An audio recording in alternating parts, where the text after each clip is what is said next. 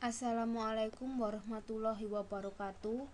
Nama saya Nindya Pradita Permatasari, kelas 2D4 ITA, akan menerangkan teori bab 1 tentang sistem basis data yang dibimbing oleh Pak Rengga Asmara.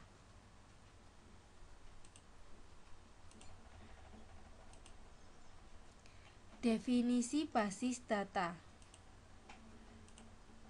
Basis artinya markas atau tempat berkumpul atau tempat bersarang atau gudang. Data artinya representasi dari fakta yang direkam dalam bentuk angka, huruf, simbol, teks, gambar, bunyi, atau kombinasinya. Definisi basis data yaitu himpunan kelompok data arsip yang saling berhubungan yang diorganisasi sedemikian rupa supaya dapat dimanfaatkan kembali dengan cepat dan mudah. Atau kumpulan data yang saling berhubungan seperti pada gambar di sini, yang disimpan secara bersama-sama sedemikian rupa tanpa adanya duplikasi atau redundansi atau pengulangan data. Atau bisa juga kumpulan file atau tabel atau arsip yang saling berhubungan yang disimpan dalam media penyimpanan elektronik yaitu komputer. Operasi dasar basis data antara lain yang pertama adalah pembuatan basis data baru, create database. Yang kedua, penghapusan basis data, drop database. Yang ketiga, pembuatan tabel baru ke suatu basis data, create tabel. Yang keempat, penghapusan tabel dari suatu basis data, drop tabel. Yang kelima, penambahan atau pengisian data baru ke sebuah tabel di sebuah baris data, insert. Pengambilan data dari sebuah tabel, search atau retrieve. Yang terakhir, pengubahan data dari sebuah tabel dan penghapusan data dari sebuah tabel. Tujuan basis data antara lain kecepatan dan kemudahan, memungkinkan untuk melakukan perubahan atau manipulasi terhadap data atau menampilkan kembali data dengan lebih cepat dan mudah. Yang kedua, efisiensi ruang penyimpanan.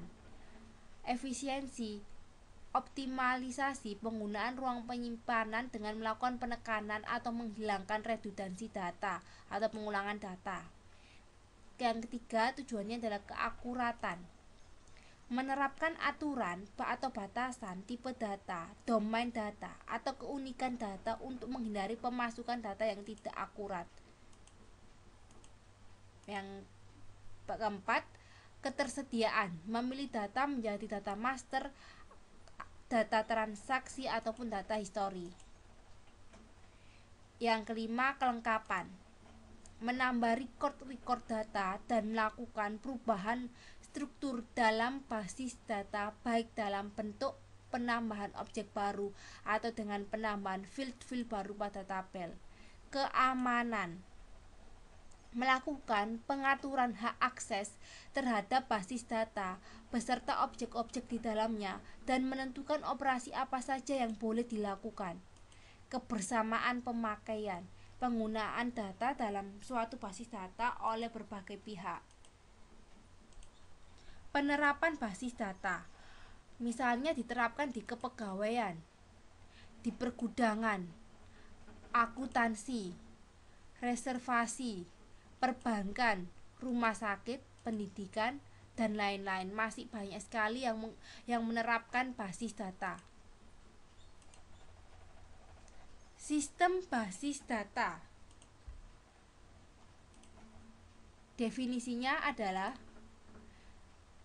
sistem yang terdiri dari atas kumpulan file atau tabel yang saling berhubungan dalam sebuah basis data di sebuah sistem komputer dan sekumpulan program DBMS. DBMS itu Database Management System, yang memungkinkan beberapa pemakai atau program lain untuk mengakses dan memanipulasi file-file atau tabel yang tersebut.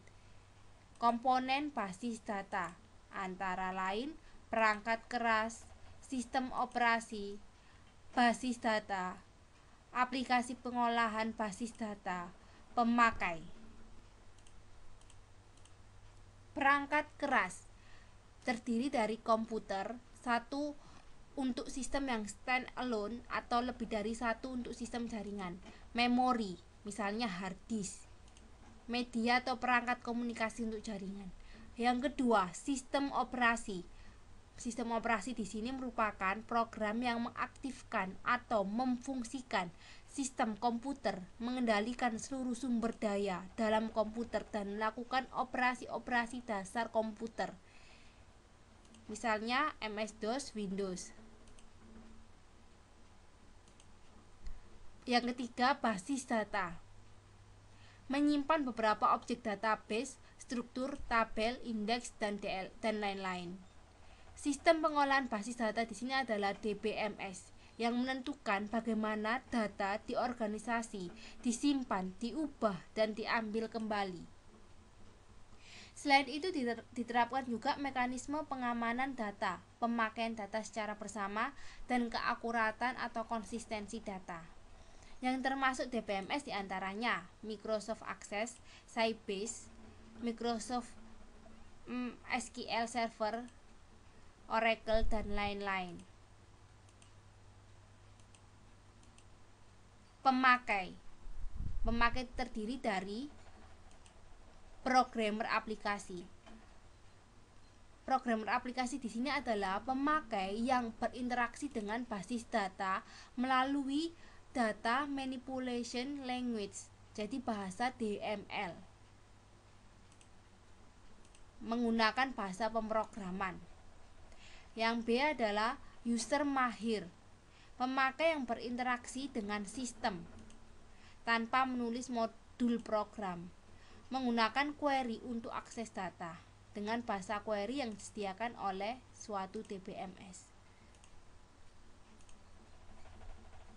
Pemakai yang ketiga adalah user umum, pemakai yang tidak berpengalaman berinteraksi dengan sistem tanpa menulis program, di mana tinggal menjalankan suatu menu yang tersedia. Pemakai user umum adalah biasanya untuk pemula. Pemakai yang berinteraksi dengan sistem basis data melalui pemanggilan program aplikasi permanen. Yang terakhir adalah user khusus, pemakai yang menuliskan aplikasi basis data untuk keperluan khusus. Misalkan untuk aplikasi Artificial Intelligence, sistem pakar, Computer Aided Design System, pengolahan citra, dan lain-lain. Bahasa DBMS dikelompokkan menjadi yang pertama DDL, Data Definition Language, yaitu struktur atau skema basis data yang menggambarkan atau mewakili desain basis data secara keseluruhan. Dapat digunakan untuk membuat tabel baru, mengubah tabel, menentukan struktur penyimpanan tabel. Hasil kompilasi perintah DDL adalah kumpulan tabel yang disimpan dalam file khusus yang disebut kamus data.